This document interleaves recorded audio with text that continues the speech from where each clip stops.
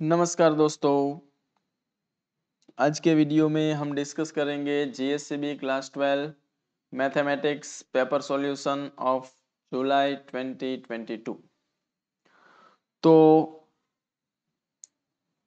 जीएससीबी board का जो जुलाई 2022 का पूरा पेपर है वो आज के वीडियो में हम सॉल्व करेंगे, जिसमें मेन फोकस हमारा रहेगा पार्ट ए के 50 एमसीक्यूज है उस पे। और प्रीवियस ईयर के पेपर्स अगर आपको चाहिए जीएससीबी के तो इस चैनल के प्लेलिस्ट से या फिर डिस्क्रिप्शन में लिंक दिया होगा, वहां से आप चेकआउट कर सकते हैं।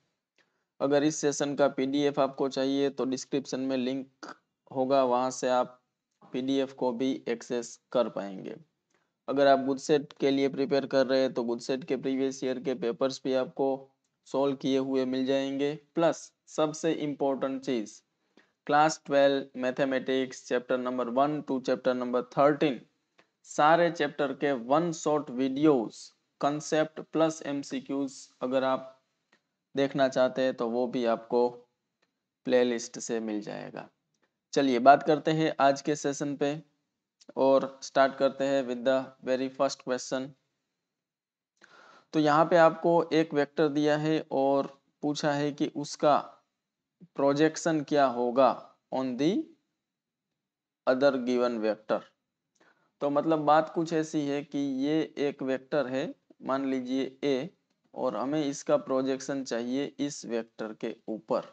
तो find the projection of this vector on this vector. तो इसको हम वेक्टर ए ले लेंगे, इसको वेक्टर बी ले लेंगे। अब सोचिए इस वेक्टर का प्रोजेक्शन जो है ना वो यहाँ पे ये वाला जो वेक्टर है, ये प्रोजेक्शन वेक्टर हमें, क्योंकि ऑप्शन में सारे वेक्टर्स हैं तो हमें प्रोजेक्शन वेक्टर चाहिए। तो सोचो ये एंगल अगर थीटा है तो ये जो वेक्टर है इसका मैग्नीट्यूड होगा मैग्नीट्यूड ऑफ ए। और ये जो वेक्टर हमें चाहिए जिसको हम बोलेंगे projection of vector A on vector B, ये होना चाहिए magnitude of A cos theta. ये तो हुआ प्रोजेक्शन का मैग्नीट्यूड, लेकिन वेक्टर चाहिए तो वेक्टर तो आपको दिख रहा है बी, उसकी डायरेक्शन में अगर यूनिट वेक्टर में ले लूँ तो काम हो सकता है। ठीक है, अब यहाँ से थोड़ा डेरिवेशन भी मैं आपको बता देता हूँ। Vector A as it is cos theta अगर हमारे पास नहीं है तो वो हम A dot B divided by magnitude of A magnitude of B से कोस थीटा निकाल सकते हैं। बी कैप अगर नहीं है तो vector B divide by its magnitude से हम बी कैप भी निकाल सकते हैं। अब मैग्नीट्यूड ऑफ ए की कोई ज़रूरत पड़ेगी नहीं, हमें सिर्फ क्या करना है ए डॉट बी करके फिर उसके साथ वेक्टर बी को मल्टीप्लाई करना है एंड नीचे मैग्नीट्यूड ऑफ बी स्क्वायर से डिवाइड कर देना है। तो हमें रिक्वायरमेंट होगी ए डॉट बी की। तो सबसे पहले ए डॉट बी अगर मैं डायरेक्ट निकालूं तो वो होना चाहिए 3 × 1 3 -2 × -2 4 3 × 1 3, इतना होगा ए डॉट बी। और वेक्टर बी तो आपके सामने है 3, -2, 1 भी उसको बोल सकते हैं। और उसका मैग्नीट्यूड होता है स्क्वायर रूट, बट इधर मैग्नीट्यूड का स्क्वायर है तो स्क्वायर रूट नहीं लेंगे। 9 + 4 + 1, 9 + 10 + 14 जहाँ पे है, अच्छा 14 कहीं पे नहीं है तो मतलब कट हो रहा होगा। 3 + 3 6 + 4 10/14 इंटू 3 - 2 1, मतलब कि 5/7 3 - 2 and 1। तो 5 को भी अगर अंदर मल्टीप्लाई कर दे तो 5 3 15/7 माइनस 10/7 5/7, ये हमारा आंसर होना चाहिए। तो डिनोमिनेटर में 7 तो सब जगह पे है, 15 - 10 5 कहाँ पे है, 15 - 10 5 यहाँ पे है। तो ये हमारा आंसर होगा। चलिए आगे नेक्स्ट क्वेश्चन। थोड़ा सा अगर दिखने में आपको प्रॉब्लम हो रहा है तो ध्यान से सुनिएगा।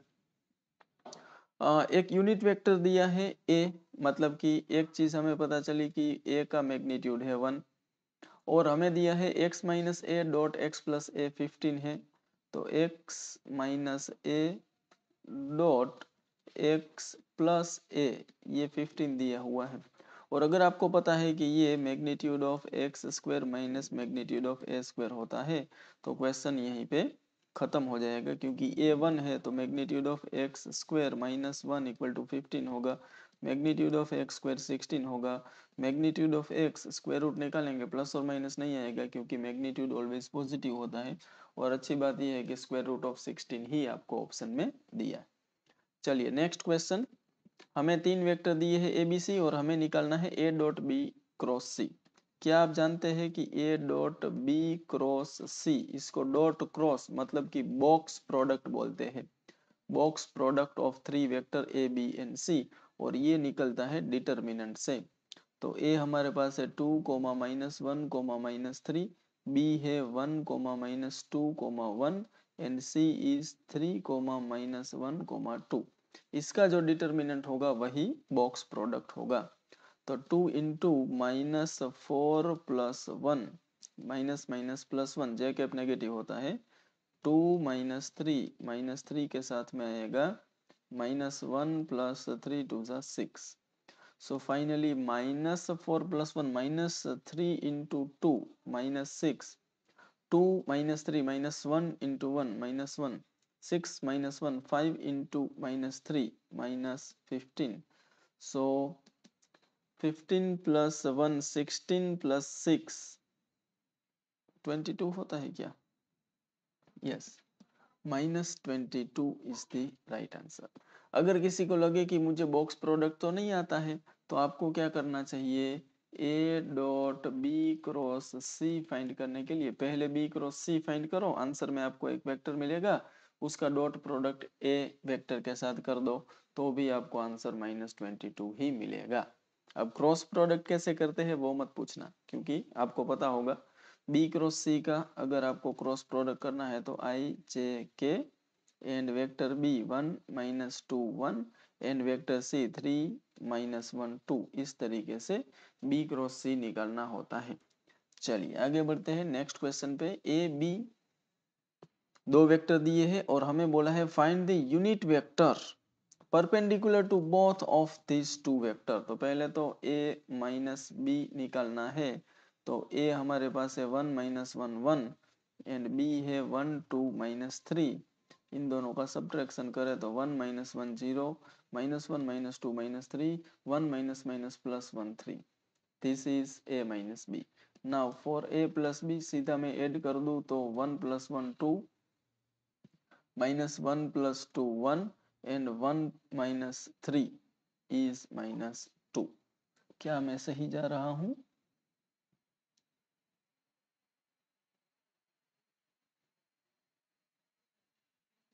वन प्लस माइनस 3 माइनस 2 बराबर। चलो नाउ अब एक चीज आपको पता होनी चाहिए,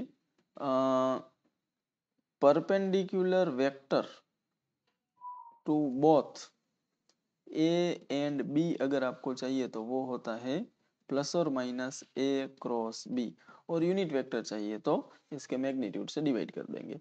तो अल्टीमेटली हमें जिन दो वेक्टर को परपेंडिकुलर वेक्टर चाहिए ना वो उसके क्रॉस प्रोडक्ट से मिलता है, याद रखना। तो इसको अगर मैं वेक्टर सी बोल दूं और इसको अगर मैं वेक्टर डी बोल दूं तो दोनों को परपेंडिकुलर वेक्टर है ना वो डी क्रॉस सी या मतलब कि सी क्रॉस डी से आपको मिलेगा। तो सी वेक्टर है 0 माइनस 3 3 एंड आई जे के क्रॉस प्रोडक्ट के लिए, एंड दूसरा वेक्टर है 2 1 माइनस 2। तो फिर आपको ये डिटर्मिनेंट निकालना पड़ेगा, तो माइनस 3 माइनस 2 6 माइनस 3, फिर जे कैप नेगेटिव होता है तो माइनस 6 की जगह पे प्लस 6 आएगा, 0 एंड माइनस माइनस प्लस 6, तो वेक्टर आएगा 3 6 6। ये दोनों को परपेंडिकुलर वेक्टर है, लेकिन हमें दोनों को परपेंडिकुलर यूनिट वेक्टर चाहिए तो हमें इस वेक्टर को उसके मैग्नीट्यूड से डिवाइड करना पड़ेगा। तो इसमें से अगर मैं 3 कॉमन निकाल लूं तो ये रहेगा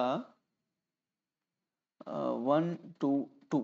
अब इसका मैग्नीट्यूड तो आपको पता होगा 3 1 2 2, तो 3 3 तो पहले कट हो जाएगा, और 1 2 2 अगर न्यूमरेटर में कहीं पे 1 2 2 है तो ओ माय गॉड 1 2 2 कहीं पे नहीं है, अच्छा, उसको मैग्नीट्यूड से डिवाइड करो, 4 + 4 8 + 1 9, मतलब कि कुछ गड़बड़ हो रहा है।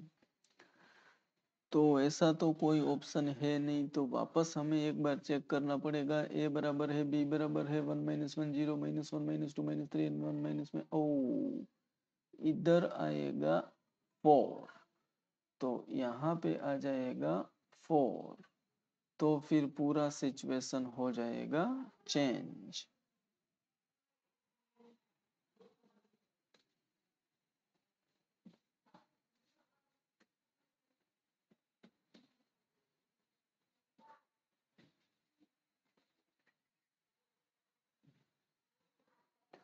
चलिए तो एक बार फिर से हम ट्राई करते हैं। तो 6 - 4 आएगा इस बार, एंड फिर जे कैप नेगेटिव होता है, तो वहां पे आएगा 0 - 8, और फिर आएगा 1 -+ तो वेक्टर हमें मिलेगा 2 8 एंड 6। इस बार अगर मैं इसमें से 2 कॉमन निकाल दूं तो 1 4 3, और इसका मैग्नीट्यूड होता है 1 4 3 इंटू 2 का मैग्नीट्यूड, 2 2 अगेन कैंसल, सो 1 4 3 ऊपर दिख रहा है, 1 4 3 शायद 1 4 3 एक ही जगह पे है, तो वही हमारा आंसर होगा 1 4 3 डिवाइड बाई इट्स मैग्नीट्यूड, मतलब 1 + 16 + 9, तो 16 + 9 25 26। Okay, option C is the right answer. चलिए जल्दी से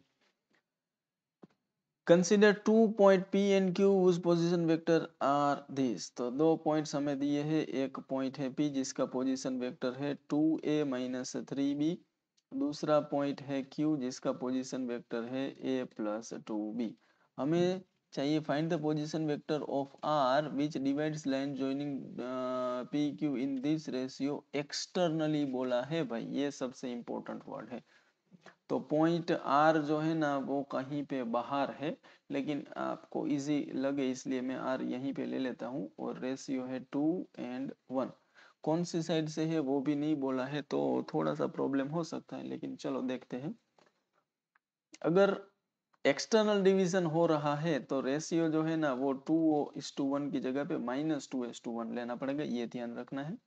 बाकी पोजीशन वेक्टर ऑफ आर तो आपको सेक्शन फॉर्मूला से मिल जाएगा, 2 × a + 2b, एंड एक को माइनस करना पड़ेगा, तो मैं 1 को माइनस कर देता हूँ, एंड 2a - 3b, -2:1 और 2:-1 भी ले सकते हैं, दोनों एक ही बात हुई, डिवाइड बाई m + n। तो ये हुआ 2a + 4b - 2a - 3b divided by 1, 2a 2 cancel, 4 + 3 7b is the correct answer. चलिए आगे बढ़ते हैं। ये बहुत इंपॉर्टेंट जबरदस्त क्वेश्चन है, हमें वेक्टर a + वेक्टर b पूछा है। गलती से भी किसी ने a + b 4 + 3 7 ऐसा तो ऑप्शन ही नहीं है, तो कोई प्रॉब्लम है नहीं।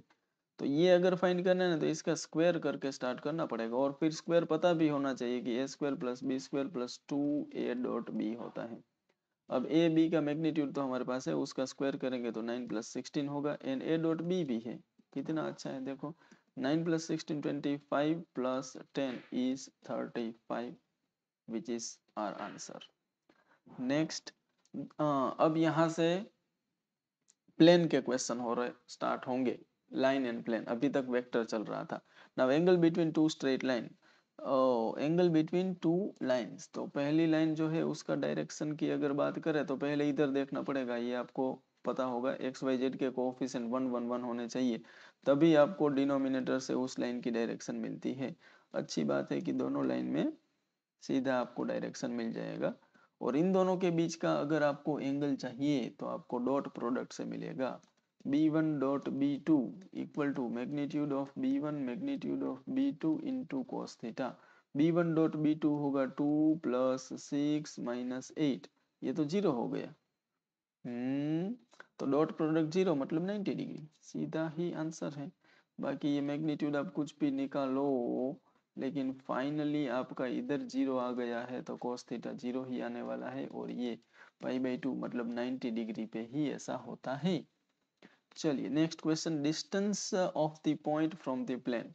तो प्लेन को अगर आप ध्यान से देखें तो वो कार्टेशियन फॉर्म में ऐसा दिखेगा 6x + 3y - 2z - 5 = 0। अब पॉइंट एंड प्लेन के बीच का परपेंडिकुलर डिस्टेंस की फॉर्मूला याद होनी चाहिए, ax1 + by1 + cz1 + d का mod divide by √a² + b² + c²। तो क्या a² b² c² से काम चल जाएगा? शायद नहीं, तो पूरी वैल्यू पुट करनी पड़ेगी। प्लेन का इक्वेशन है 6x + 3y - 2z - 5 divided by √36 + 9 + 4 and point हमारे पास है 1 2 -3।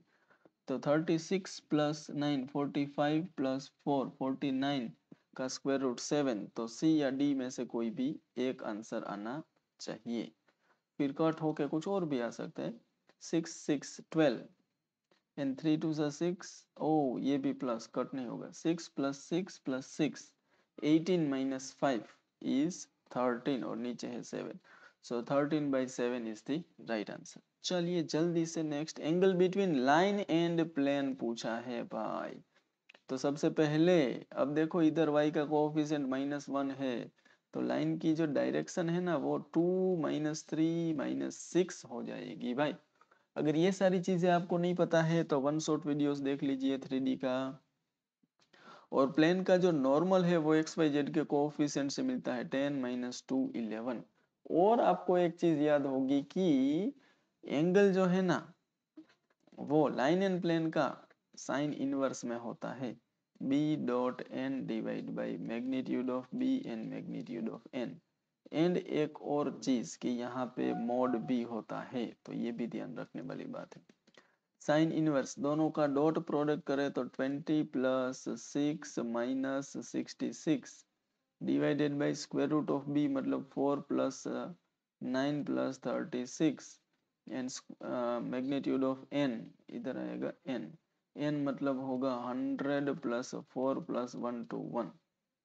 तो फाइनली साइन इनवर्स के अंदर न्यूमरेटर में इधर मॉड है वो अभी भी आपको याद रखना है। तो 6 में से 66 जाएगा तो -60, 20 में से 60 जाएगा तो -40, बट मॉड है तो +40 हो जाएगा। और 36 + 9 45 + 4 49 का √7 एंड ये 121 + 4 125 225 का √15। तो भाई ये तो कहीं से कट होता हुआ नहीं दिख रहा है, कट होगा 8 5 एंड 5 3 8/21 साइन इनवर्स 8/21। अब देखो देखो देखो देखो साइन इनवर्स -8/21 भी है लेकिन वो आंसर नहीं है, याद रखना ये बहुत इंपॉर्टेंट चीज है। चलिए आगे बढ़ते हैं नेक्स्ट क्वेश्चन पे, और यहाँ से लीनियर प्रोग्रामिंग के क्वेश्चंस स्टार्ट हो रहे हैं।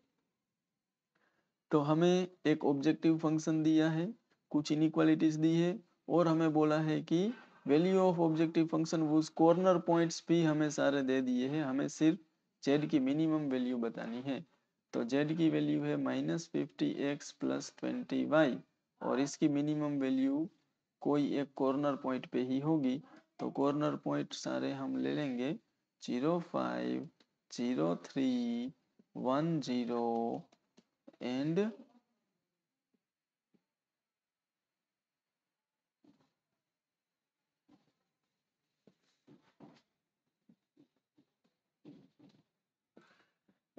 है 6 0।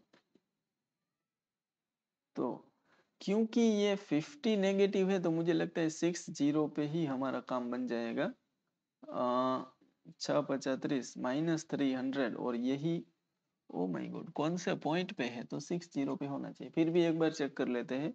यहाँ पे -50 आएगा, यहाँ पे 3 2 6 60 आएगा, 5 2 10, यहाँ पे 100 आएगा। सो फाइनली मिनिमम वैल्यू -300 आएगी एट 6, 0। चलिए अगेन सेम क्वेश्चन, इस बार मैक्सिमम वैल्यू पूछी है और ऑब्जेक्टिव फंक्शन है ऐसा, z equal to 4x plus y and आपके पास कॉर्नर पॉइंट्स है 0 0 30 0 20 30 एंड 0 50। तो इस बार मुझे लगता है 20 30 पे होना चाहिए, तो इधर तो 0 होगा, इधर 120 होगा, इधर 50 होगा और इधर 4 टू ज़ा 8 80 प्लस 30, ओ माय गॉड 30,0 पे 120 इज द मैक्सिमम वैल्यू। चलिए आगे नेक्स्ट क्वेश्चन। हाँ ये तो भाई बहुत बार आई थिंक हर एक पेपर में ये क्वेश्चन होता है, गुडसेट का फिर हो या बोर्ड का हो। हमें बोला है कि जेड जो है ना वो पी, अच्छा लेकिन देखो इधर थोड़ा सा ध्यान देने वाली बात है, हर बार क्या होता था कि इधर P X plus Q Y देते थे, इस बार Q X plus P Y दिया है, तो Q X plus P Y इतना डिफरेंस है। बाकी आपको बोला है दो कॉर्नर पॉइंट है जहां पे दोनों जगह पे मैक्सिमम वैल्यू मिल रही है, तो जेड मैक्सिमम है, अगर हम 3,4 पुट करें तो 3q plus 4p and Z maximum हो रहा है 0,5 पे भी, तो 0q प्लस 5p और जेड मैक्सिमम तो भाई जेड मैक्सिमम होता है फिर किसी भी पॉइंट पे हो, तो ये दोनों वैल्यू सेम होगी, तो 5p minus 4p is p equal to 3q, p equal to 3q is the right answer. चलिए आगे बढ़ते हैं, अब यहाँ से प्रोबेबिलिटी के क्वेश्चंस स्टार्ट हो रहे हैं। तो ए यूनियन बी तो आपको पता होना चाहिए कि P of A plus P of B minus P of A intersection B से मिलता है। अब हमारे पास पी ऑफ ए है, ध्यान से देखना, पी ऑफ ए 3 से डिवाइड करने पे मिलेगा 5/13 को, क्योंकि हमारे पास 3 टाइम्स पी ऑफ ए है ना, वो 5/13 है, तो पी ऑफ ए होना चाहिए 5/13 3 ज़ा 39, so this is 5/39 plus P of B तो सीधा है 5/13, लेकिन P of A intersection B है नहीं, तो वो हमें एक और तरीके से इधर से निकालना पड़ेगा कंडीशनल प्रोबेबिलिटी की फॉर्मूला से। ए गिवन बी होता है A intersection B divided by P of B, A intersection B तो हमारे पास ओ ए इंटरसेक्शन बी भी नहीं है, तो क्या करें, ए इंटरसेक्शन बी ही तो निकालना है ना, ओके।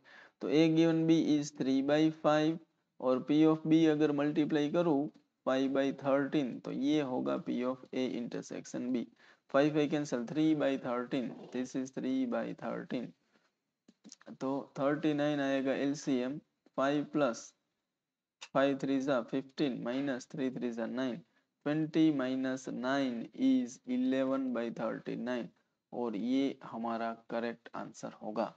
चलिए जल्दी से आगे बढ़ते हैं, इस बार हमें P पूछा है और P है P ऑफ B, मतलब अल्टीमेटली हमें P ऑफ B पूछा है और बोला है कि इंडिपेंडेंट इवेंट है। क्या आप जानते हैं कि A एंड B अगर इंडिपेंडेंट इवेंट है तो P of A intersection B and P of A and P of B का मल्टीप्लीकेशन इक्वल होता है, तो हमारे पास P ऑफ A जो है ना वो 1/3 है, P ऑफ B है ना वो P है और P हमें फाइंड करना है, तो पहले हमारे पास P of A intersection B होना चाहिए, तो A इंटरसेक्शन B नहीं है तो वो किसके इक्वल होता है, तो P of A intersection B होता है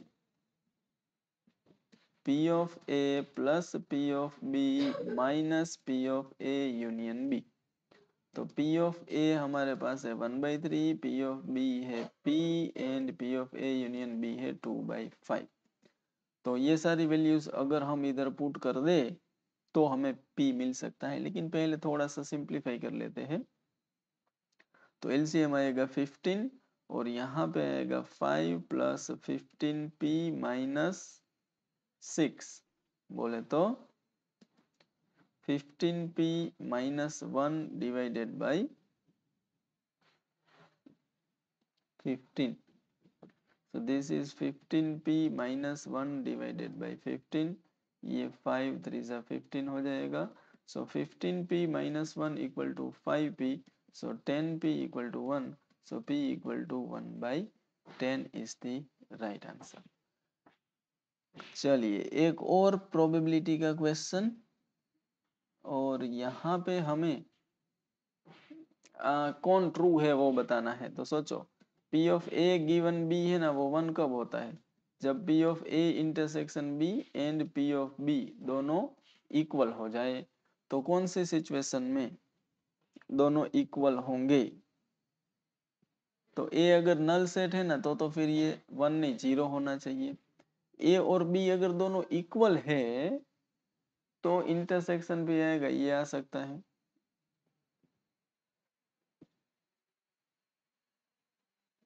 और अगर ये B है और ये A है तब भी A इंटरसेक्शन B करने से P ऑफ B मिलेगा और P of B divide by P of B 1 हो जाएगा. मतलब कि B is subset of A होना चाहिए. A इक्वल टू B होने पे भी हो सकता है. तो यहाँ पे थोड़ा सा, क्योंकि अभी के लिए आंसर ये भी आ सकता है, लेकिन एक बात ये जरूरी है कि A इक्वल टू B होना जरूरी नहीं है. अगर B is subset of A हो गया तो भी ये 1 हो जाएगा. चलिए फाइनल आंसर तो I think B subset of A होना चाहिए, क्योंकि ये NCERT का ही मिलता जुलता क्वेश्चन है. चलिए आगे नेक्स्ट क्वेश्चन पे हमें बोला है कि F एंड G दोनों 1 1 फंक्शन है. 1 1 फंक्शन मतलब कि अगर f of x1 equal to f of x2 आप लेते हैं तो x1 इक्वल टू x2 हो जाएगा. इसको बोलते हैं 1 1. g भी अगर 1 1 है तो g of x1 equal to g of x2 अगर है तो इधर भी x1 इक्वल टू x2 हो जाएगा, या फिर रिवर्स भी ट्रू होगा. अब हमें पूछा है GOF 1 1 है कि नहीं. तो हम GOF के अंदर x1 लेते हैं और GOF के अंदर x2 लेते हैं, फिर देखते हैं कि x1 इक्वल टू x2 आता है कि नहीं. तो GOF का मतलब G of F of x1 होगा और इधर G of F of x2 होगा. तो क्या करें अब, यहाँ से तो कुछ पता नहीं चलेगा, रिवर्स चलते हैं. Let's say x1 equal to x2. तो अगर मैं दोनों साइड, क्योंकि f जो है ना वो 1 1 है तो x1 इक्वल टू x2 है तो f of x1 equal to f of x2 होगा. और g भी 1 1 है तो अगर मैं G का कंपोजिशन करूँ इधर तो वो भी चलेगा, क्योंकि वो भी 1 1 है. तो finally GOF x1 equal to x2 लेके हम GOF x1 equal to GOF x2 prove कर दिया. तो GOF is also 1 1 if F and G are 1 1. चलिए नेक्स्ट है ABC. हमें एक सेट दिया है, सॉरी A एक सेट दिया है जिसमें 1 2 3 एलिमेंट है. The number of relation containing 1 2 and 1 3 which are reflexive and symmetric but not transitive. तो ये तो हमें बनाने पड़ेंगे, बट ये NCERT का क्वेश्चन है और आई थिंक मिसलेनियस एक्सरसाइज में लास्ट एक दो क्वेश्चन ऐसे है. एक बार मैं ट्राई करके देखता हूँ, शायद आंसर 3 आता है. तो A हमारे पास 1 2 3 है. अब हमें ऐसे रिलेशंस बनाने हैं जिसमें रिफ्लेक्सिव होना चाहिए. अगर रिफ्लेक्सिव रखना है तो 1 1 2 2 3 3 तो रखना ही पड़ेगा. फिर हमें बोले 1 2 एंड 1 3 को तो रखना ही है, तो 1 2 एंड 1 3 को तो रखना ही पड़ेगा. फिर हमें बोला है कि सिमेट्रिक भी होना चाहिए, तो सिमेट्रिक है तो 2 1 एंड 3 1 को भी रखना पड़ेगा तभी सिमेट्रिक होगा. अब बोला कि ट्रांजिटिव नहीं होना चाहिए. तो अगर ए के पास 3 एलिमेंट है ना तो टोटल ऑर्डर्ड पे 3 3 से 9 बनेंगे, जिसमें से 3 + 3 6 + 7 ऑर्डर्ड पेयर तो हम ले चुके हैं. अब आपके पास बची है 2 ऑर्डर्ड पेयर 1 2 2 1 1 3. तो 2 3 एंड 3 2 ये ऑर्डर्ड पेयर्स हमारे पास बची है. अभी हमें क्या करना है कि ये जो रिलेशन है ये रिफ्लेक्सिव एंड सिमेट्रिक तो है, ट्रांजिटिव है कि नहीं वो चेक करो. तो 1 1 1 2 1 2 1 1 1 3 1 3 और बाकी कोई है नहीं. अब 2 2 के लिए अगर चेक करें तो 2 2 2 1 2 1 है. 3 3 के लिए 3 3 3 1 और 3 1 भी है, 1 2 2 2 तो 1 2 भी है, मतलब ये तो मुझे ट्रांजिटिव लग रहा है। अब इसमें अगर मैं 2 3 रख दूं तो क्या होगा, तो 1 3 2 3 एंड 1 3 भी है, फिर 2 3 3 3 तो 2 3 भी है। अब इसमें मैं सिर्फ आपको डेफिनेशन बता देता हूँ क्योंकि चेक करने में टाइम लगेगा। For every x belongs to a, if x belongs to R then it is reflexive, first thing. Second, for every x comma y belongs to R, if y comma x is also belongs to R then it is symmetric. And transitive के लिए x Y अगर are में है and Y Z भी अगर are में है तो एक्स जेड भी आर में होना चाहिए, तो इसको बोलते हैं ट्रांजिटिव। तो आपको चेक करना है कि ऐसे कितने रिलेशन बनेंगे जो रिफ्लेक्सिव है, सिमेट्रिक है बट ट्रांजिटिव नहीं है। आपके पास सिर्फ ये 2 ऑर्डर पेयर है तो आपके पास टोटल 4 केस बनेंगे, या तो दोनों में से कुछ भी ना रखे, या पहली वाली रखे, दूसरी वाली रखे, या दोनों रखे। टोटल 4 रिलेशन बनेंगे, उसमें से कितने ट्रांजिटिव नहीं है बट रिफ्लेक्सिव सिमेट्रिक है, ये आपको चेक करना है। क्लियर? आप बोलेंगे कि ये डेफिनेशन तो बुक में भी ऐसे लिखा है बट समझ नहीं आ रहा है, वही प्रॉब्लम है। वो बिल्कुल बराबर है। रिलेशन एंड फंक्शन में सारी चीजें हमने वन शॉट वीडियो में डिटेल में डिस्कशन किया है, वो आप देख सकते हैं। अभी भी हो सकता है बट रिजल्ट सिर्फ ये मिलेगा कि ABCD में से सिर्फ एक आंसर आपको मिलेगा, लेकिन उससे आपको कॉन्सेप्ट पता नहीं चलेगा। और जहां तक आंसर की बात है तो वो तो NCERT का क्वेश्चन है, आंसर आप वहीं वहां से भी चेक कर सकते हैं। चलिए next question, number of binary operation on this set A B. एक सेट है जिसमें 2 एलिमेंट है, तो नंबर ऑफ बाइनरी ऑपरेशन, ये भी NCERT का क्वेश्चन है, n⁻n² होता है, तो 2⁻2 स्क्वायर टोटल बाइनरी ऑपरेशन होंगे। 2 का स्क्वायर होता है 4, 2 का पावर 4 होता है 16, तो 16 इज द करेक्ट आंसर। चलिए आगे बढ़ते हैं। नेक्स्ट क्वेश्चन, ITF के क्वेश्चन यहाँ से स्टार्ट हो रहे हैं। प्रिंसिपल वैल्यू पूछी है तो आपको पता होना चाहिए कि कोट इनवर्स के अंदर जब भी कोई नेगेटिव वैल्यू आती है तो pi minus cot inverse theta हो जाता है, तो ये होना चाहिए पाई माइनस कोट इनवर्स 1/√3। अब आपको पता होना चाहिए कोट इनवर्स 1/√3 की वैल्यू क्या होती है। उसके लिए आपको समझना है कोट की वैल्यू 1/√3 कब होती है, तो tan की वैल्यू 1/√3 होती है पाई/6 पे, तो ये पाई/3 पे होगी, तो 2 पाई/3 आंसर होगा। कोट इनवर्स 1/√3 तो tan इनवर्स √3 पाई/3 पे होता है, बराबर 2 पाई/3 इज द राइट आंसर। चलिए आगे बढ़ते हैं। ये भी NCERT का क्वेश्चन है, इसको सोल्व करने जाएंगे तो बहुत टाइम लगेगा, तो क्या करना चाहिए, ऑप्शन से पुट करके देखो। तो अगर 0 पुट किया तो पाई/2 आ रहा है, 1/2 पुट करे तो देखते हैं साइन इनवर्स 1 - 1/2 1/2 होता है -2 साइन इनवर्स 1/2, तो एक बार साइन इनवर्स में से 2 बार साइन इनवर्स जाएगा तो माइनस साइन इनवर्स 1/2 रहेगा, और इसका आंसर पाई/2 नहीं, इसका आंसर -पाई/6 आएगा, मतलब कि 0 हमारा आंसर है। मैंने क्या किया, जहां जहां पे एक से वहां पे 4 ऑप्शन में से वैल्यूज पुट करके देख लिया कि कहाँ पे आंसर पाई/2 आ रहा है, वो हमारा आंसर होगा। क्लियर? चलिए आगे बढ़ते हैं नेक्स्ट क्वेश्चन पे। Sec inverse and cosec inverse का सम तो पाई/2 ही होता है, ये तो सीधा प्रॉपर्टी ही है। आगे next question, principal value of cos inverse cos -680 degree. अब आप सीधा आंसर -680 डिग्री लिख सकते हैं बट ये होगा नहीं, क्योंकि कोस इनवर्स का जो रेंज है ना वो सिर्फ 0 to पाई में ही है, तो answer should be in between 0 to पाई, तो ये तो वैसे ही निकल जाएगा, और शायद ये भी पाई से बहुत बड़ा आंसर है तो वो भी नहीं आएगा। बाकी बचेंगे 2 आंसर, उसमें से कोई आ सकता है। उसके लिए पहले तो हम क्या करेंगे, कोस इनवर्स के अंदर जो कोस -680 है ना उसको हम +680 बोल सकते हैं। क्यों? क्योंकि कोस के अंदर अगर कोई भी नेगेटिव एंगल आए तो वो पॉजिटिव ही हो जाता है, क्योंकि कोस -थीटा एंड कोस थीटा दोनों की वैल्यू सेम होती है। अब हम क्या करेंगे, कोस ये 680 जो है ना इसके नजदीक में 720 है, तो इसको 720 माइनस कितना लिख सकते हैं, 680, फिर से 40 लिख सकते हैं। 720 माइनस 40 करने से 680 आता है क्या? अब दिमाग थोड़ा सा चलना बंद हो चुका है, तो एक बार मैं कैलकुलेटर में चेक कर लेता हूँ। 680 प्लस 40 करे तो 720 आ रहा है। और एक बार फिर से देखना पड़ेगा कि 720 यूनिट सर्कल में कहाँ पे होता है, तो 0 इधर होता है, 2 पाई मतलब 360 भी इधर होता है, तो 720 भी इधर ही होगा।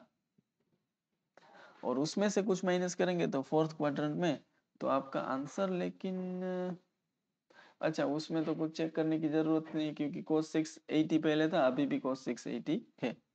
अब देखना होगा, लेकिन cos 720 माइनस 40 करेंगे तो cos 40 आंसर आता है, लेकिन आगे साइन कौन सा आएगा, तो 720 माइनस 40 करेंगे तो फोर्थ क्वाड्रेंट होगा, और फोर्थ क्वाड्रेंट में cos पॉजिटिव होता है, cos इनवर्स कट हो जाएगा, 40 आंसर होगा। लेकिन आंसर सारा रेडियन में है, तो जल्दी से इसको रेडियन में कन्वर्ट कर लेते हैं। 0 गया 0 गया, ये 2 2 जा 4 एंड 9 2 जा 18, 2 pi by 9 is the right answer. चलिए, number of all possible matrices of order 3 cross 3 with entries 0 and 1। Again NCERT का क्वेश्चन है, 3 क्रॉस 3 मैट्रिक्स है, तो उसमें 3 रोज होंगे एंड 3 कॉलम्स होंगे। पुट करने के लिए आपके पास हर एक प्लेस पे 0 एंड 1 दो दो एलिमेंट्स है, तो इधर भी 2 ऑप्शन, इधर भी 2 ऑप्शन, इधर भी 2 ऑप्शन, मतलब कि टोटल नंबर ऑफ मैट्रिसेस है वो 2:9। और 2:9 तो मुझे लगता है 512 से कम तो हो नहीं सकता, तो ये आंसर है।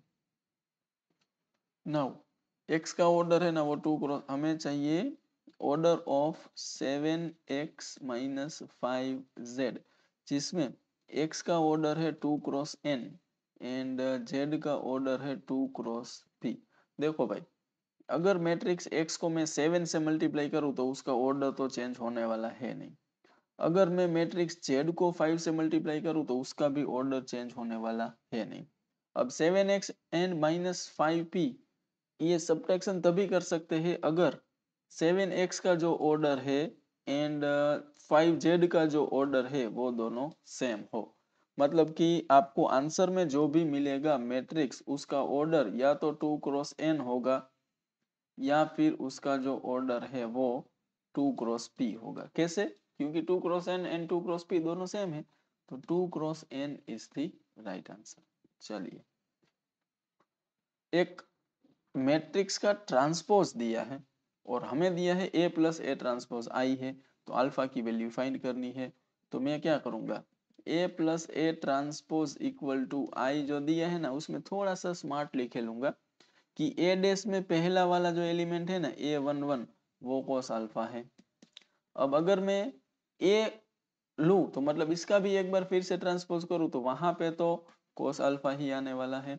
और आइडेंटिटी मैट्रिक्स में वो जो a11 है कॉर्नर वाला एलिमेंट, वो 1 होता है। खत्म हो गई बात। तो 2 cos अल्फा 1 कब होता है, जब cos अल्फा 1/2 होता है, जब अल्फा π/3 होता है। तो ये हमारा आंसर है। चलिए आगे। हाँ जी, ये थोड़ा सा बड़ा क्वेश्चन आपको दिखेगा, बट हमें a माइनस बी फाइंड करना है। तो हम क्या करेंगे, तो a माइनस बी जो है ना, उसमें चारों एलिमेंट की अलग अलग हम बात कर लेते हैं। a11 जो है ना वो होगा साइन इनवर्स पाई एक्स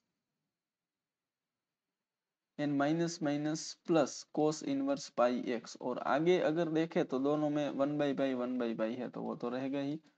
तो 1/पाई sine inverse plus cos inverse होता है π/2, तो ये होगा 1/2। और आपका आंसर जो है ना वो a माइनस बी मैट्रिक्स है ना, उसके सारे एलिमेंट्स 1/2 1/2 1/2 1/2 होंगे। क्या सच में? ना ना ना ना, ऐसा जरूरी नहीं है। लेकिन आंसर तो मुझे पता चल चुका है कि 1/2 आई आने वाला है, वो तो फाइनल।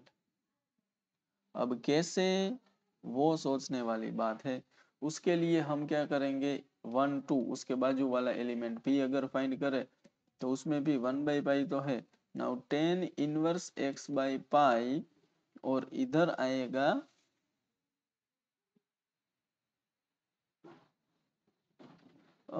माइनस टेन इनवर्स, अच्छा minus tan inverse x by pi, तो ये एलिमेंट है ना वो जीरो हो जाएगा।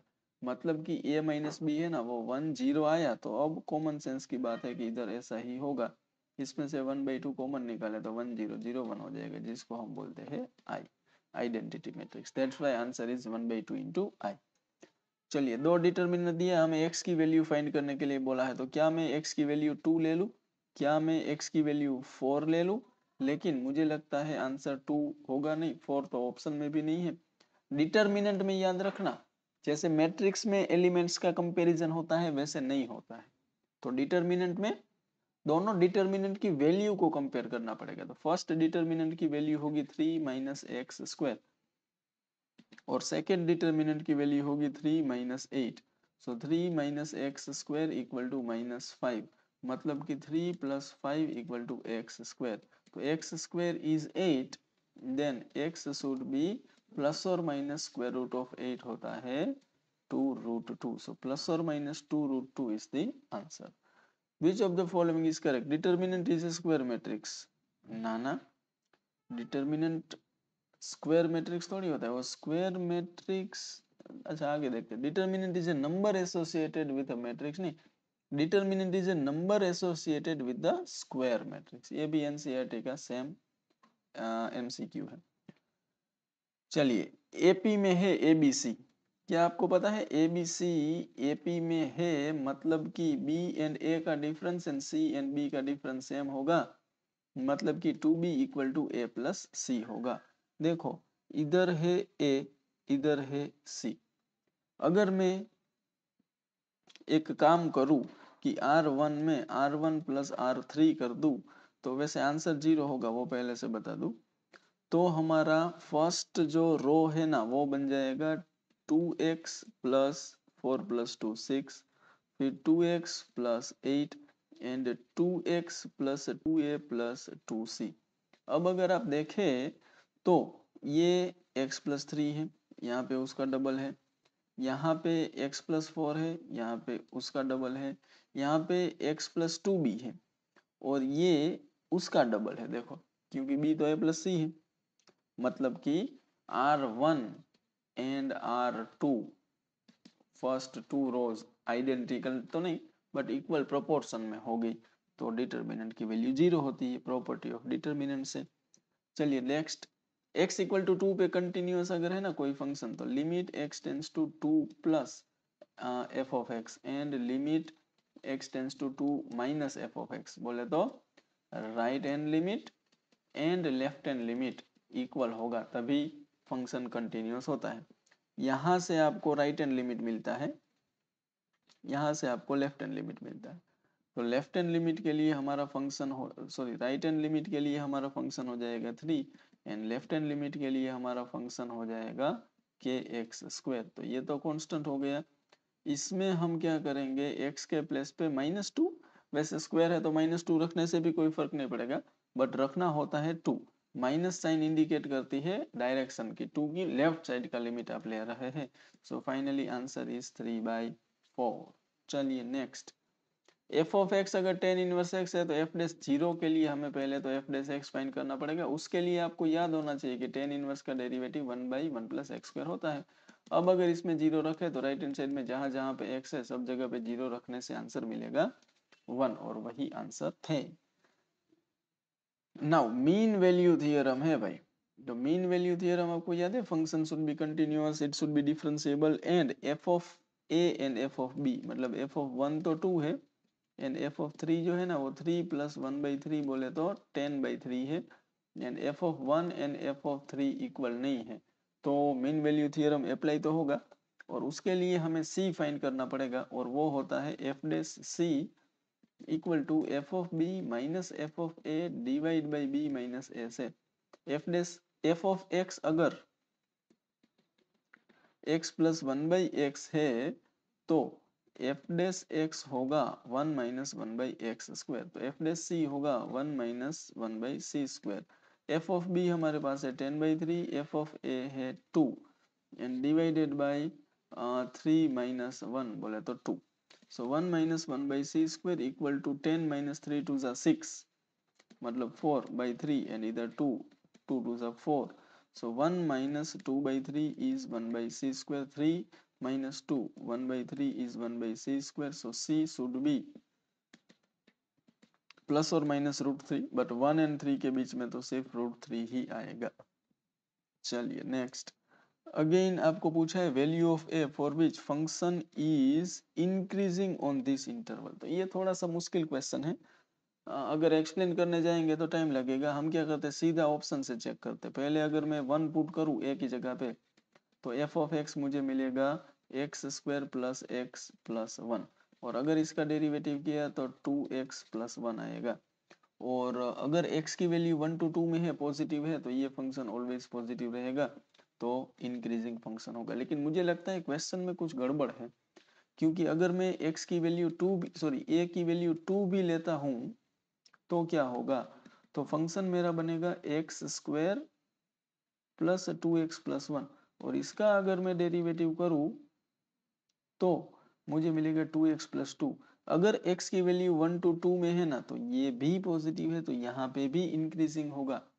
अब अगर मैं चेक करूं फॉर a इक्वल टू -2, तो एफ ऑफ एक्स मेरा हो जाएगा x² माइनस 2x प्लस 1, और यहाँ पे डेरिवेटिव होगा 2x माइनस 2। अब x की वैल्यू अगर 1 to 2 में है, तो 2x की वैल्यू 2 to 4 में होगी, और 2 to 4 में से अगर मैं -2 करूं तब भी मेरा डेरिवेटिव पॉजिटिव ही आएगा, इधर भी पॉजिटिव आएगा। तो डेफिनेटली इसमें कुछ गड़बड़ है, क्योंकि चारों आंसर करेक्ट है। चलिए आगे, slope of tangent to this curve is 6 then x। तो स्लोप ऑफ टेंजेंट आप जानते हैं क्या होता है, dy/dx, और dy/dx आप जानते हैं अभी के लिए क्या है हमारे लिए 2x माइनस 4, और स्लोप ऑफ टेंजेंट दिया भी है 6, तो 2x equal to 6 plus 4 10, so x equal to 5। बहुत ही सिंपल। चलिए आगे, normal to the curve is passing through this, normal to the curve and passing through this, okay. तो नॉर्मल का इक्वेशन कौन सा है, तो पहले तो हमें स्लोप ऑफ टेंजेंट के लिए डेरिवेटिव करना पड़ेगा। तो dy/dx के लिए ये x² इक्वल टू 4y है, दोनों से डिफ्रेंशिएट करें तो 2x इक्वल टू 4, y का derivative with respect to x dy/dx होता है, सो dy/dx हमें मिलेगा x/2, मतलब कि ये हुआ x/2।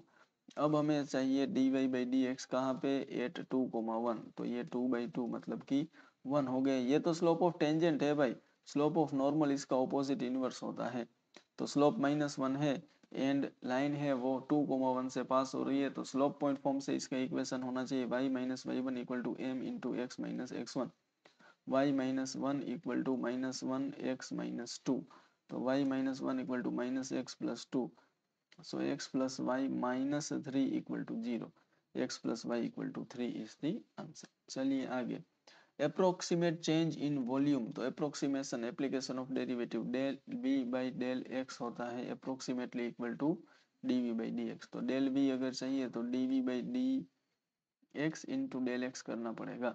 वॉल्यूम की बात हो रही है और क्यूब है, तो क्यूब का वॉल्यूम होता है एक्स क्यूब, तो dv by dx होगा 3x², तो इधर आ जाएगा 3x², और हमें दिया है delta x is 2% of x, so it is 2/100 of x, तो ये हो गया 2/100 of x, so finally it is 6/100 of x cube, मतलब 6% ऑफ v। तो ये हमारा आंसर है। क्या ये हो सकता है ना, ये ज्यादा हो गया, 0.06 होता तो फिर भी चल जाता। चलिए आगे, इंटीग्रेशन, अब आएगा मजा।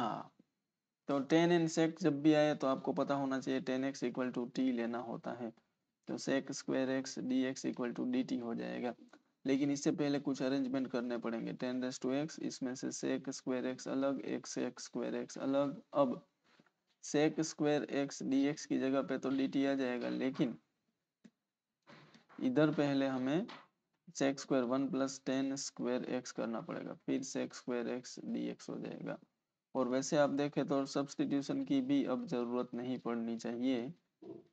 क्योंकि हमारे पास फंक्शन के बाजू में उसका डेरिवेटिव जब भी होता है तो हम क्या करते हैं 10⁹ divide by 9 plus 10⁻11 divide by 11 plus C 9 and 11 9 9 11 11 9 9 अरे भाई हाँ 11 11 9 9 ये हमारा आंसर।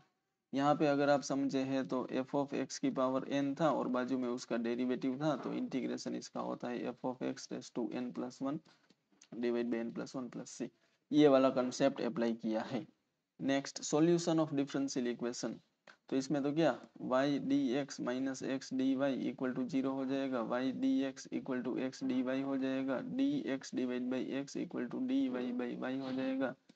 तो log mod x equal to log mode y, दो log आया तो c भी log में आएगा, तो log mod x equal to log y c होगा और x equal to y into C, ये आंसर होगा। तो हाँ ऐसा भी हो सकता है, y equal to C x भी हो सकता है क्योंकि log c इधर आया होता तो आंसर ऐसा आता। वैसे भी x एंड y का पावर 1 1 है वो तो फिक्स है, इसमें नहीं है इसमें नहीं है इसमें है, लेकिन x y मल्टीप्लीकेशन में नहीं है वो भी फिक्स है। वैसे एक चीज बताऊँ आपको, y dx बहुत ही इंटरेस्टिंग जबरदस्त चीज, y dx minus x D y के नीचे y स्क्वायर होता तो क्या होता, लेकिन y स्क्वायर है नहीं तो दोनों साइड y से डिवाइड तो कर सकते। ये जो है ना this is d x by y है। अब अगर मैं दोनों साइड इंटीग्रेट करूं तो क्या आप जानते हैं कि डी एक्स का इंटीग्रेशन x होता है, तो डी एक्स बाई वाई का इंटीग्रेशन x बाई वाई होगा, जीरो का जीरो होगा प्लस सी तो आएगा x equal to y C. फिर भी हमें y equal to C x बोला है, चलो कोई बात नहीं, तो माइनस सी कर लेते हैं, तो माइनस वाई सी होगा। चलो चलो कोई बात नहीं, इधर मैं मान लीजिए माइनस log सी लेता तो y डिवाइड बाई सी आता और c फिर इधर आ जाता, ठीक है, बट आंसर तो a ही रहेगा। चलिए आगे, ये थोड़ा सा खतरनाक हो सकता है। e रेस टू एक्स जब भी आए तो हमें क्या करना होता है ये आपको पता होना चाहिए, हमें फंक्शन एंड बाजू में डेरिवेटिव बनाना होता है।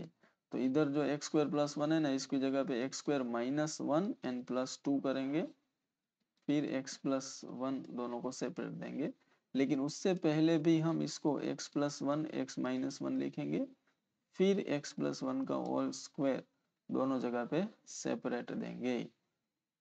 तो ये होगा e raise to X, X plus one एक बार कट तो x minus one X plus one plus two by X plus one का whole square into D X. अब मुझे लगता है ये फंक्शन होगा और ये उसका डेरिवेटिव होगा, एन आंसर होता है e raise to X into x minus one divide by X plus one, X minus one by X plus one E raise to X and plus C तो आएगा ही। यहाँ पे जो मैंने कंसेप्ट यूज किया है वो ये, ई रेस टू एक्स के बाजू में जब भी F of X plus F dash X आता है तो इसका integration E raise to X into F of X plus C होता है। चलो आगे, उम्मीद करता हूँ कि आपको स्पीड बहुत ज्यादा नहीं लग रहा होगा। वैसे यहाँ से आपको एक और चीज समझ में आनी चाहिए कि इतना स्पीड तो रखना ही पड़ेगा, अदरवाइज आपका पेपर भी कंप्लीट नहीं होगा। चलिए बहुत simple, one by one plus x square का इंटीग्रेशन तो टेन इनवर्स एक्स होता है, लेकिन ऊपर एक्स है तो पहले तो हमें एक्स स्क्वायर प्लस वन को टी लेना पड़ेगा, तो two x d x equal to d t हो जाएगा, एक्स डी एक्स की जगह पे डी टी बाई टू आ जाएगा। तो पहले तो हमने क्वेश्चन लिख देता हूँ, तो एक्स डी एक्स हो गया one by to d T, नीचे हो गया टी, लेकिन लिमिट चेंज करना भूलना मत।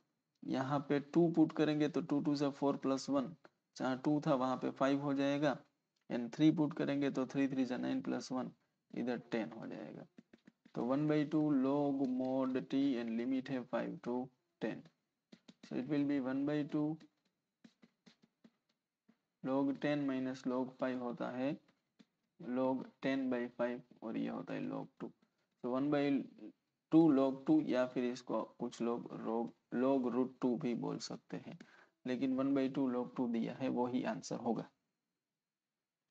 हाँ ये खतरनाक क्वेश्चन है, इसमें हमें अगर आपको पता है कि इस तरीके के क्वेश्चन में न्यूमरेटर में से हाईएस्ट पावर कॉमन निकालनी है तो ही ये क्वेश्चन हो सकता है। अगर न्यूमरेटर में से एक्स क्यूब को कॉमन निकाले तो बाहर आके वो एक्स हो जाएगा, क्योंकि क्यूब रूट से बाहर आ रहा है, इधर हो जाएगा वन, बट क्या आप जानते हैं कि x में से अगर x क्यूब निकाला तो वो 1/x² हो जाएगा। बस इतना सा क्वेश्चन था। 1/3 to 1, 1/x² माइनस 1 का पावर 1/3, और बाजू में क्या आप देख रहे हैं x क्यूब लिखा हुआ है। अब अगर आप 1/x² माइनस x माइनस 1 को t ले ले तो ये x पावर -2 लिखा हुआ है, derivative -2/x³ dx equal to dt होगा। हमारे पास सिर्फ dx/x³ है तो ये -1/2 dt होगा, और क्वेश्चन हो जाएगा -1/2 dt एंड t⁻⁴। लिमिट भी चेंज करना पड़ेगा, वो खतरनाक काम है। अगर 1 पुट किया तब तो 0 हो जाएगा, लेकिन x की जगह पे 1/3 पुट किया तो 1/9 होगा, ऊपर जाके 9 होगा, -1 8 होगा। ये -1/2 इंटीग्रेशन होता है t⁻⁴/3, आगे 3/4। सच में क्या 3 1 जा 3 + 1 4/3 एंड 3/4, राइट। और लिमिट आ जाएगा 8 to 0। So this is 3/8। Now 0 put करेंगे तो 0, -8 पुट करेंगे फिर उसका पावर 4/3 करेंगे तो पहले क्यूब रूट निकलेगा तो 2 आएगा, 2 का पावर 4 करेंगे तो 2 2 4 4 16 हो जाएगा। आगे एक माइनस था तो माइनस माइनस प्लस हो गया, 8 2 16 हो गया, 3 2 6 आंसर आएगा। चलिए क्वेश्चन नंबर 40,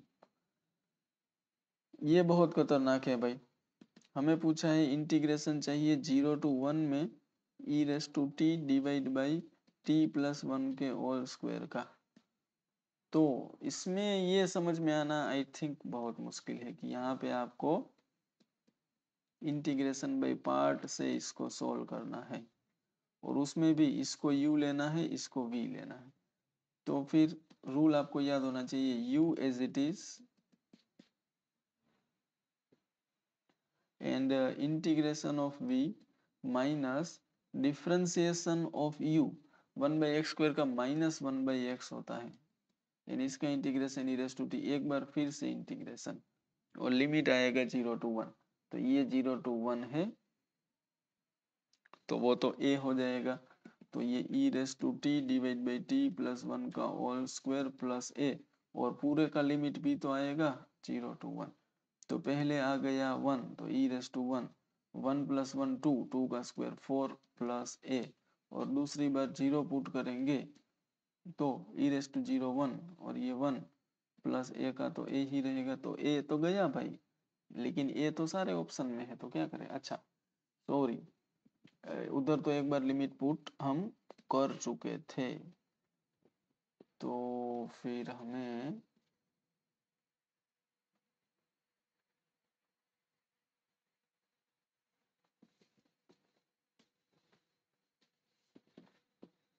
सिर्फ यहाँ पे लिमिट कर पुट करना बाकी था। तो प्लस a तो आएगा ही, सब में प्लस a ही है। चलिए पहले 1 पुट किया तो e डिवाइड बाई 1 + 1 2 का पावर 4, फिर -0 पुट किया तो 1 एन प्लस a है। तो a -1 कहाँ पे है, तो ये दो जगह पे +1 है, वो नहीं आएगा। e/4 कहाँ पे है, कहीं पे नहीं। तो I think here there should be a grace mark. Answer मुझे लगता है कि ऐसा आना चाहिए।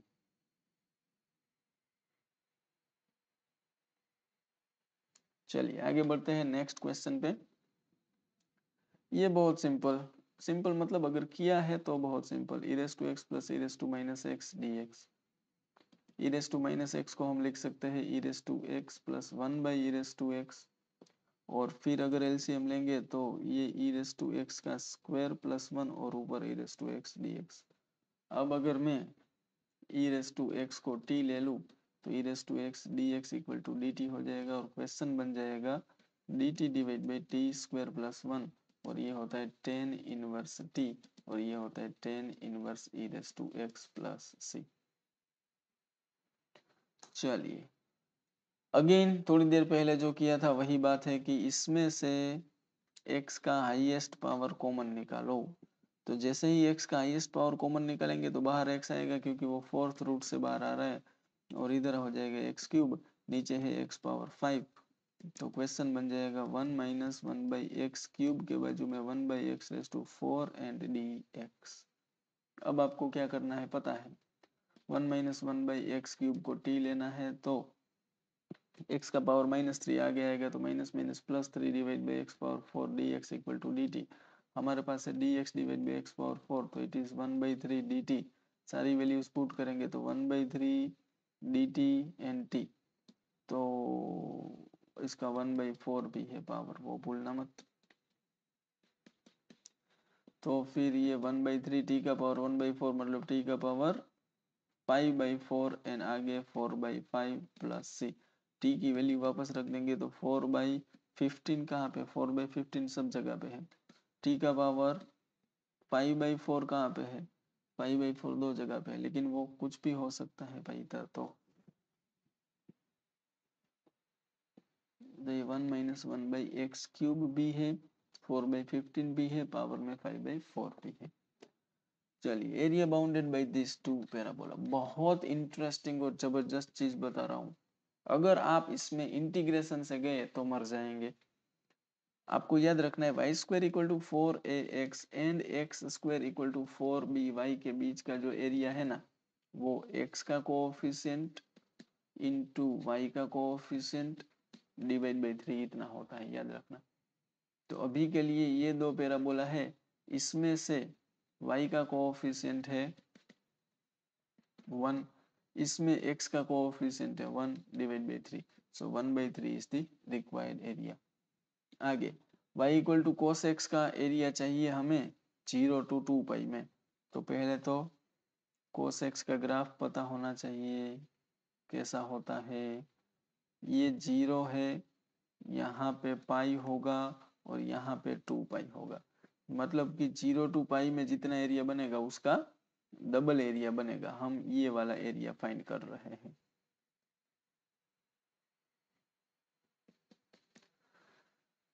तो cos या साइन में एक लूप का एरिया 2 होता है, तो अभी टोटल एरिया 4 होगा, क्योंकि ये इसका एरिया 1 होगा और इसका एरिया भी 1 होगा। सो याद रखना, साइन कोस के ग्राफ में जो एक ऐसा लूप बनता है ना पूरा, उसका एरिया 2 होता है। नहीं याद रखे तो आप फाइंड भी कर सकते हैं। ये साइन एक्स का ग्राफ अगर है तो 0 to π में साइन एक्स को आप इंटीग्रेट करेंगे तो आंसर 2 आएगा। या फिर यहाँ पे भी ये π/2 है, तो आप 0 to π/2 में क्या करिए, cos x को इंटीग्रेट करिए। बाद में ये जितना एरिया होगा ना, ये भी उतना होगा, ये भी उतना होगा और ये भी उतना होगा, तो ये 4 टाइम्स हो जाएगा और इंटीग्रेशन से आपको आंसर 1 मिलेगा। So final answer is 4। चलिए, अब एक सर्कल है और फर्स्ट क्वाड्रेंट में एरिया चाहिए, तो इसमें भी अगर इंटीग्रेशन किया तो गए, ये सर्कल जिसका रेडियस है 2, तो ये लाइन जो होगी वो x = 2 होगी और ये होगी x = 0। हमें ये वाला एरिया चाहिए जो इंटीग्रेशन करके भी मिलेगा, लेकिन हम फाइंड करेंगे पूरे सर्कल का एरिया का 4th पार्ट। पाई r² है हमारे पास 4 डिवाइड बाई 4, तो required area is pi unit. चलिए, differential equation representing family of curves, इसका डिफरेंशियल इक्वेशन चाहिए तो y = a cos x plus b। दो आर्बिट्ररी कांस्टेंट है तो सेकंड ऑर्डर डिफरेंशियल इक्वेशन आएगा, ये तो फाइनल है। फर्स्ट टाइम डेरिवेटिव करेंगे तो dy/dx = a cos का हो जाएगा minus sine x plus b। दूसरी बार डेरिवेटिव करेंगे तो माइनस a साइन का हो जाएगा cos x प्लस b। यहाँ से कुछ पता नहीं चला, चला। देखो दूसरी बार डेरिवेटिव किया ना, उसको देखो, d2y/dx2 के बाद माइनस, उसके बाद जो है ना ये a cos x plus b वो y है, मतलब कि प्लस y जहाँ पे आता है वो हमारा आंसर। चलिए, इंटीग्रेटिंग फैक्टर पूछा है तो पहले तो dy/dx को सब्जेक्ट बनाओ, तो plus x/1 minus x² into y equal to kx। y का जो कोएफिशिएंट है वो p ऑफ x होता है, और इंटीग्रेटिंग फैक्टर बहुत ही इंपॉर्टेंट क्वेश्चन हर बार होता है। इंटीग्रेटिंग फैक्टर का क्वेश्चन हमें मिलता है e की पावर में p ऑफ x का इंटीग्रेशन करने से। तो e की पावर में x divide by 1 minus x² को कैसे इंटीग्रेट करें, तो यहाँ पे 2 होना चाहिए 1/2, माइनस होना चाहिए तो माइनस। सो ई की पावर में -1/2 इसका इंटीग्रेशन होता है log mod 1 minus x square, और ये -1/2 है वो log की प्रॉपर्टी है कि पावर में जाता है, तो ई की पावर में log है और 1 माइनस एक्स स्क्वायर का पावर -1/2 भी है। तो finally e n log cut हो जाएगा, 1 माइनस एक्स स्क्वायर का पावर -1/2 मतलब कि 1/√1 minus x square, 1/√1 minus x square. लेकिन एक चीज देखनी पड़ेगी कि 1 माइनस एक्स स्क्वायर है ना, वो मोड में था, हमने बाहर निकाला तो भी 1 माइनस एक्स स्क्वायर रखा। क्या वो ऐसा हो सकता है? ये इधर से चेक करना बहुत जरूरी है वरना फंस जाएंगे। हालांकि अगर ऐसा नहीं होता तो ऑप्शन आना चाहिए था 1/√x² - 1, लेकिन ऐसा कहीं पे ऑप्शन नहीं है तो ये प्रॉब्लम है नहीं। फिर भी आपको बता दूं कि इसके बीच का कोई भी एक नंबर जीरो रखो, इधर रखेंगे तो आंसर आएगा 1 विच इज पॉजिटिव। तो 1 माइनस एक्स स्क्वायर है ना वो पॉजिटिव है, तो फिर उसको डायरेक्ट आप मोड रिमूव कर सकते हैं, साइन चेंज करने की जरूरत नहीं है। चलिए आगे next question, order and degree of this differential equation. ये y डबल डैश है, इसका पावर 1/3 है, ये y ट्रिपल डैश है, इसका पावर 1/2 है। तो ऑर्डर जो है ना वो तो 3 है, वो फाइनल है, तो ये दो आंसर तो नहीं आएंगे। लेकिन डिग्री के लिए क्या करें, तो degree should be a natural number, तो दोनों साइड हमें cube root and square root निकालने के लिए दोनों साइड पावर 6 करना पड़ेगा ताकि दोनों निकल जाए। तो हाईएस्ट ऑर्डर का जो टर्म है उसका पावर जो होगा वो डिग्री कहलाता है, तो 3 इज द राइट आंसर। चलिए ओ, तो यहाँ पे भैया जी आपके 50 MCQs कंप्लीट होते हैं। अब जो पार्ट बी है उसमें थ्योरी 50 मार्क के क्वेश्चन होते हैं, सेक्शन ABCD या ABC, वो डिस्कस करेंगे तो वीडियो का ड्यूरेशन बहुत लेंथी हो जाएगा। मैं सिर्फ आपको क्वेश्चन दिखा देता हूँ, वैसे भी मोस्ट ऑफ सारे क्वेश्चन NCERT के ही है, तो आप वैसे भी रिफर कर सकते हैं। सिर्फ एक बार क्वेश्चन पे नजर डालिए कि कौन कौन से क्वेश्चन पेपर में आए थे। तो सेक्शन A के फर्स्ट 4 क्वेश्चंस, उसके बाद आगे के क्वेश्चन ध्यान से देखिए, चाहिए तो वीडियो को पॉज करिए, स्क्रीनशॉट लेना है तो भी लीजिए, या फिर लास्ट में आपको डिस्क्रिप्शन में इस वीडियो का जो हमने जो भी क्वेश्चन सोल्व किए है उसका PDF भी मिल जाएगा, तो वहां से भी आप क्वेश्चंस को सोल्व कर सकते हैं एंड बाद में उसको यूज भी कर सकते हैं, रिवाइज भी कर सकते हैं, अपने फ्रेंड्स के साथ शेयर भी कर सकते हैं। नीचे अगर आप स्लाइड में देख रहे हैं तो ये हमारे YouTube चैनल का लिंक है, यहाँ पे जाके आप और भी बहुत सारे वीडियोस और स्टडी मटेरियल है वो फ्री में एक्सेस कर पाएंगे। तो उम्मीद करता हूँ आज का जो ये सेशन है ये आपके लिए हेल्पफुल रहा होगा। आने वाले टाइम में और भी ऐसे जो रिक्वायर्ड कंटेंट है वो आपको मिलता रहेगा, जिससे आपकी प्रिपरेशन को भी बूस्ट मिलेगा और आपका जो भी लेवल है उससे ऊपर आने में आपको बेनिफिट मिलेगा। और मेरा ऑलवेज ट्राई ये रहता है कि आपका रिजल्ट में थोड़ा सा 1 मार्क 2 मार्क 5 मार्क का कंट्रीब्यूशन मेरा रहे, उसके लिए मैं वर्क कर रहा हूँ और उम्मीद है कि आपको मेरा काम पसंद आ रहा होगा। चलिए तो यहाँ पे फाइनली इस सेशन को हम एंड करते हैं, मिलते हैं बहुत ही जल्दी नेक्स्ट वीडियो के साथ। तब तक के लिए आप देखते रहिए, और भी अगर आपके कुछ सजेशंस है, आपकी रिक्वायरमेंट है और कोई टॉपिक आप एक्सप्लोर करना चाहते हैं, मेरे पास सीखना चाहते हैं, तो कमेंट में लिख के आप मुझे बता सकते हैं। बाकी हमारा व्हाट्सएप ग्रुप है, टेलीग्राम लिंक है, टेलीग्राम पे भी चैनल है, वहाँ पे भी आप मेरे कांटेक्ट में रह सकते हैं। चलिए मिलते हैं बहुत जल्दी, तब तक के लिए bye bye and take care.